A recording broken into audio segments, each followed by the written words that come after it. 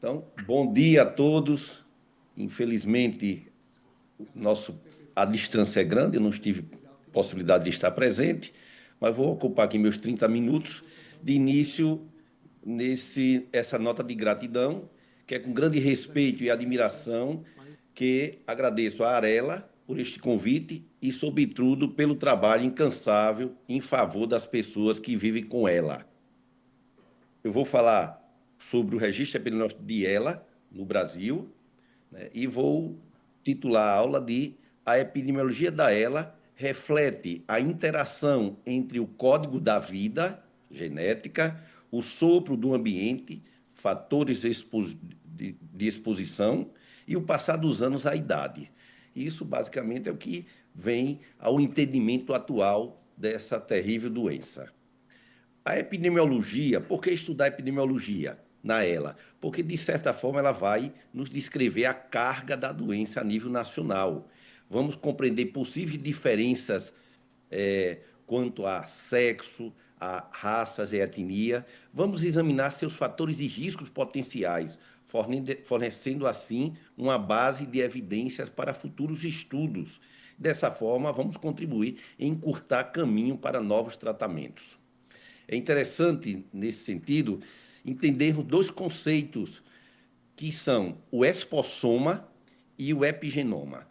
O expossoma compreende o conjunto de exposições ambientais e estilos de vida ao longo da vida. O epigenoma são alterações herdáveis de expressão gênica sem mudança de DNA. Essas alterações vão ocorrendo ao longo do tempo e contribuem para o envelhecimento de qualquer indivíduo. Então, sendo assim, nós temos dois modelos explicativos para a ocorrência da ELA: o modelo gente-tempo-ambiente e o modelo multietapas. O gente-tempo-ambiente ele acontece pela união de fatores genéticos, do expossoma, que são essas interações de vários fatores ambientais, externos e internos, e a idade. Então, isso aí foi bem explicado pelos colegas Chalagai e Hardman, mostrando que a partir chega um momento, com o envelhecimento de certa idade, o indivíduo desenvolve a doença.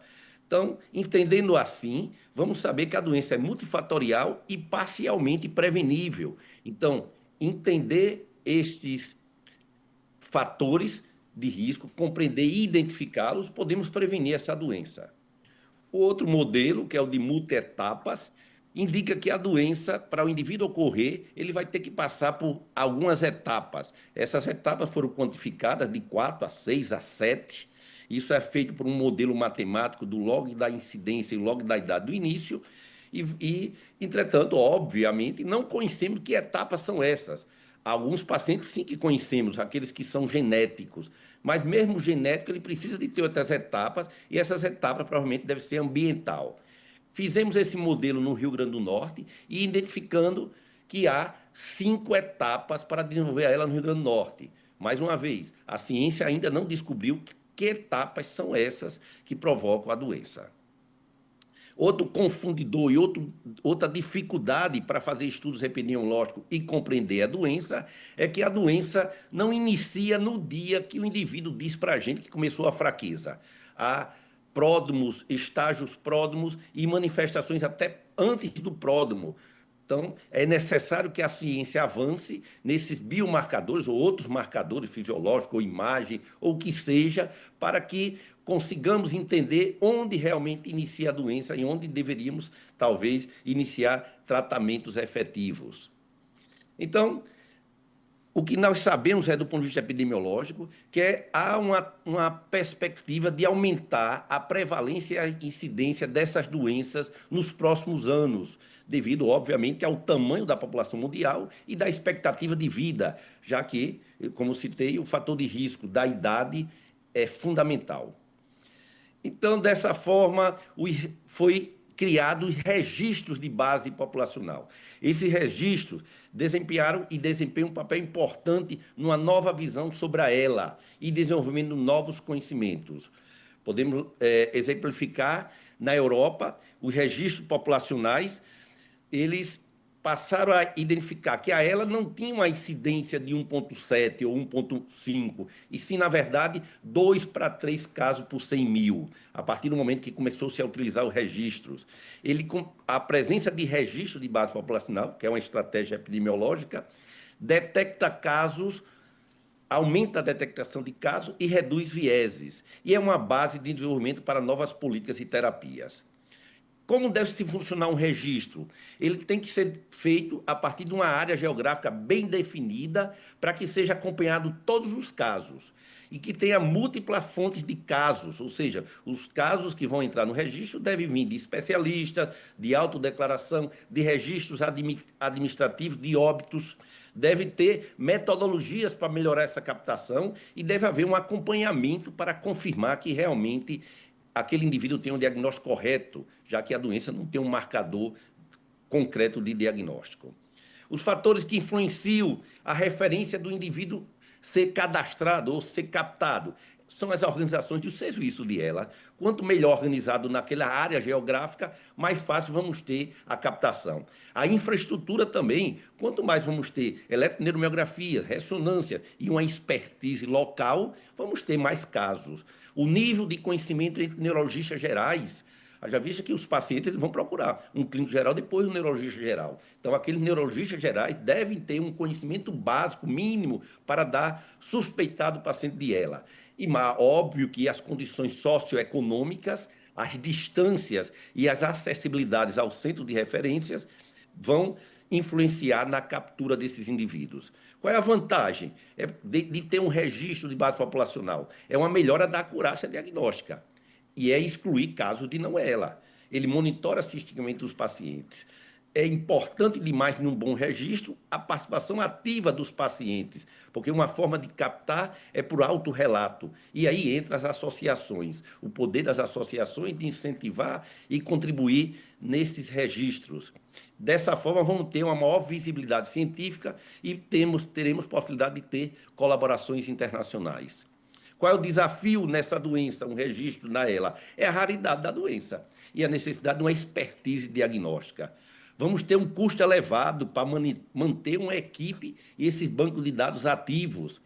Por quê? Porque o registro ele necessita de anos de atividade ininterrupta para gerar estimativas robustas.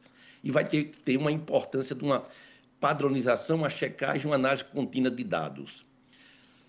Sendo assim, podemos dizer que não temos isso ainda bem organizado no mundo e vamos ter uma desigualdade no conhecimento global sobre a ELA.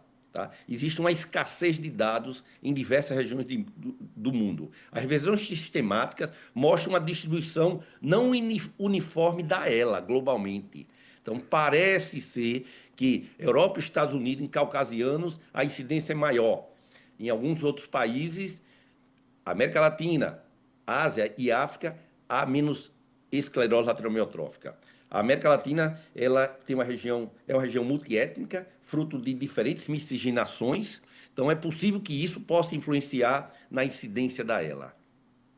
Então, de modo geral, a incidência global é 0,3 a 4 no mundo, prevalência de 1,5 a 11.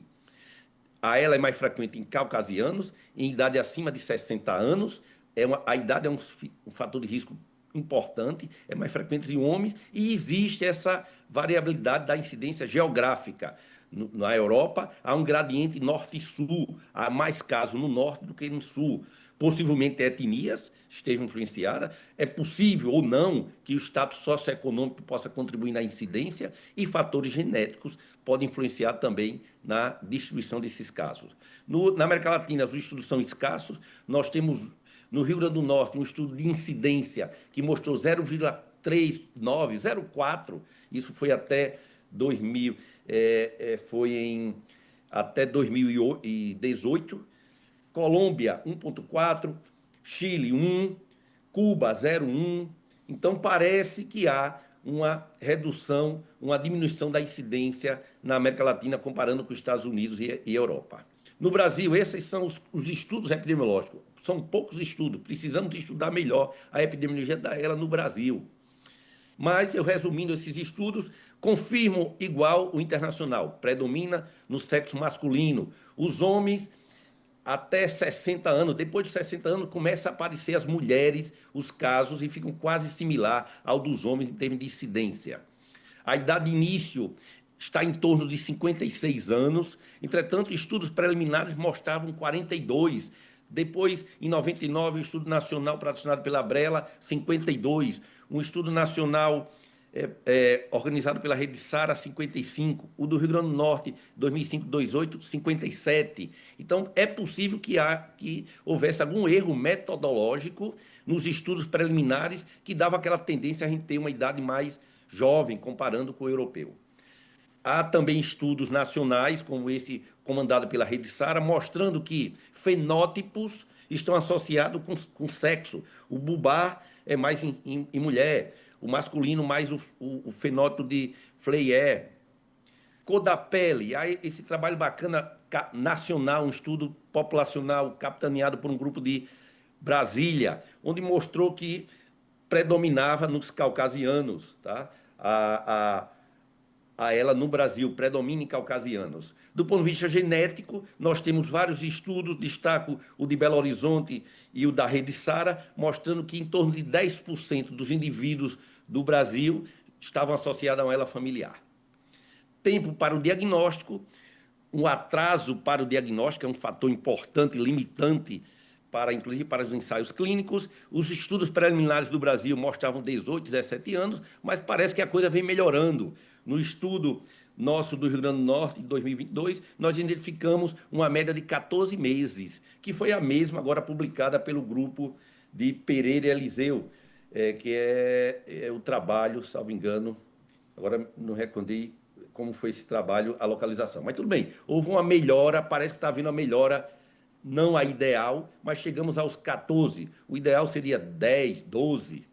Tá? Então, existem poucos estudos no Brasil. A incidência, só há um estudo de incidência, que foi esse do Rio Grande do Norte, 0,4.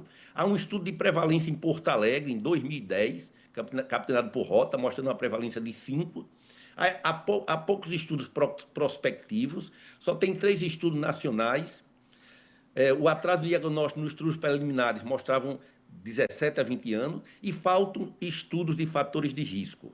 Então, dessa forma, em 2020, quando eu estava no departamento, no DC de neurônio motor, junto aqui com a minha universidade, elaboramos um projeto para fazer o registro nacional. Inicialmente era um estudo epidemiológico de incidência e prevalência.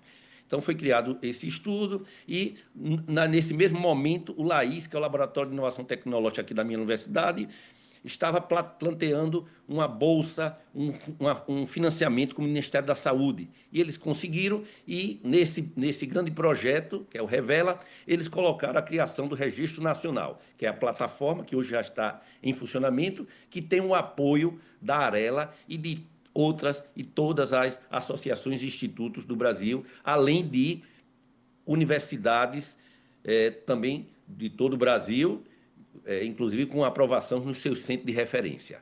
Houve a pandemia, houve um grande problema para a gente fazer o estudo epidemiológico, entretanto, eu mantive a ideia do registro nacional. Hoje, isso é dado de hoje, entre 2021 e 2025, apenas 833 casos estão coletados. É muito pouco, há uma subnotificação importante. Só para exemplificar, a região norte só foi notificado 10 casos. Em São Paulo, apenas 192. Eu destaco apenas o Rio Grande do Norte, onde nós temos hoje, eu botei aqui 170, mas hoje nós temos já 180 casos registrados. Tá? Então, eu considero que no Rio Grande do Norte nós já colocamos todos os casos até hoje. Então, óbvio que ali foi onde começou, nós fazemos essa busca ativa. O Rio Grande do Norte tem uma lei estadual que nos obriga a notificar os casos, então tornou-se um pouco mais fácil notificar esses casos, e era uma coisa que a gente já fazia antes. Então, isso foi importante porque, nesse estudo agora, nesse registro, nesse boletim que a gente vai divulgar agora de 2001 entre 2019 e 2023, houve um aumento da incidência do Rio Grande do Norte, de 0,3, que era o estudo que nós publicamos em 2022, para 0,59. Então, se você ver aí, em 2023, temos uma incidência de 0,7. E esses dados são falsos, porque eu ainda vou pegar pacientes de atraso no diagnóstico. Vai entrar gente ainda, talvez, que tenha começado a doença de 2023, que ainda não chegou ao nosso ambulatório, são menos. Então, o que a gente vê é que, realmente, quando você tem um registro, a captação melhora do caso. Então, eu acho que não houve um aumento real, é uma melhora na captação de dados. Nesse novo boletim, no cenário nacional, desses 838 pacientes, a ela predomina espial, a forma familiar aconteceu em 10% dos casos, similar aos outros estudos nacionais. O sexo predomina o masculino, a igual do que os estudos anteriores internacionais. A idade de início, 56 anos. Então, a gente está ficando mais próximo, o país está envelhecendo, então a gente está chegando mais próximo ao europeu americano, que é em torno de 60, 65. Essa é a mediana da idade. E é interessante que a gente replica aqui nos dados do Registro Nacional, é aquela história que o homem, a incidência é maior até os 60 anos. Depois as mulheres começam a se destacar e ficar igual ou até superior, tanto no cenário nacional como no Rio Grande do Norte. Outro dado interessante do registro é que a ELA de início bulbar é mais frequente em mulheres, igual que os estudos nacionais prévios já demonstravam, e que a ELA de início nos membros superiores é mais frequente em homens. Quanto à cor da pele, mostra, confirma que os brancos, com pele branca, é mais frequente, tá certo? A nível nacional, a cor de pele preta está em torno de 31%. Quanto ao atraso do diagnóstico, a mediana está em torno de 12 meses. Então, parece que está melhorando também essa taxa. Ainda não é o ideal. Na verdade, nenhum país conseguiu o ideal. Nenhum país. Então, é 12 meses, 10 meses. Por mais que avance a ciência até o momento, ninguém conseguiu ainda melhorar esse tempo no diagnóstico, tá? Mas a gente viu uma coisa interessante. As formas clínicas simétricas, atrofia muscular progressiva, esclerose lateral primária, tem uma mediana de 21 a 18 meses. A ela familiar, 12 meses de mediana. E o indivíduo de cor de pele preta, 20 meses de mediana.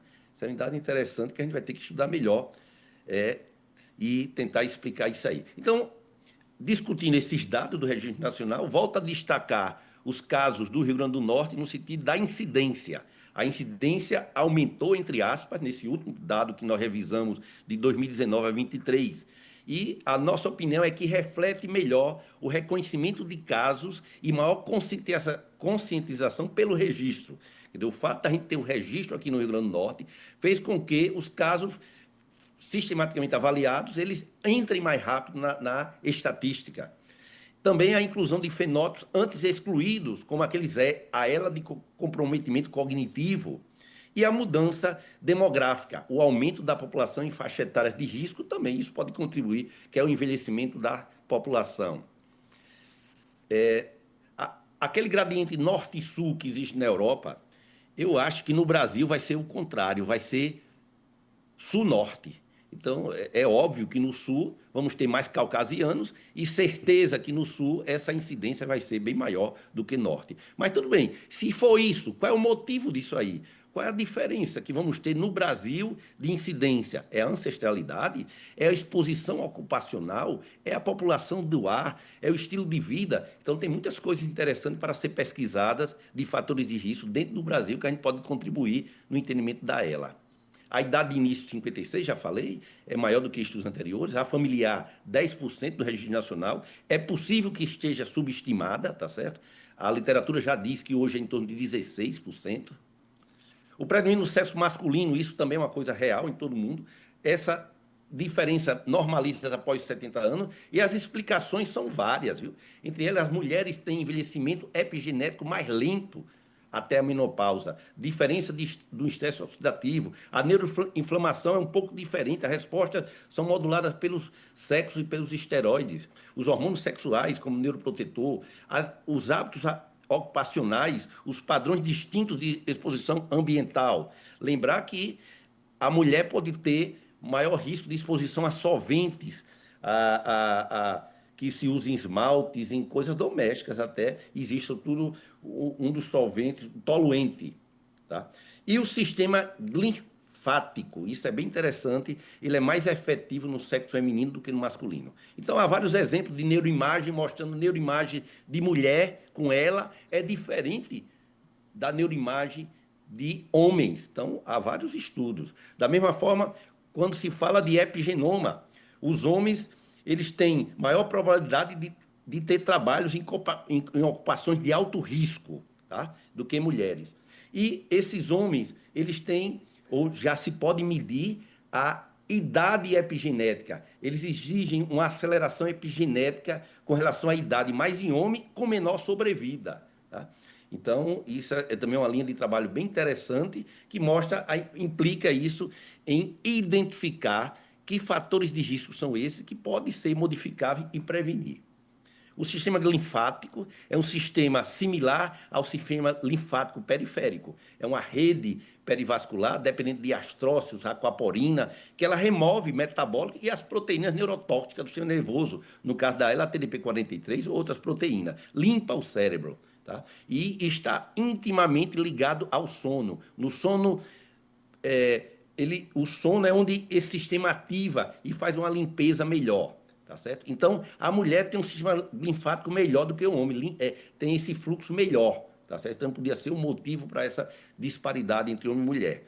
Mas isso é uma estratégia interessante, uma linha de pesquisa interessante, porque para melhorar esse fluxo, provavelmente novos alvos terapêuticos podem ser utilizados nesse sistema linfático.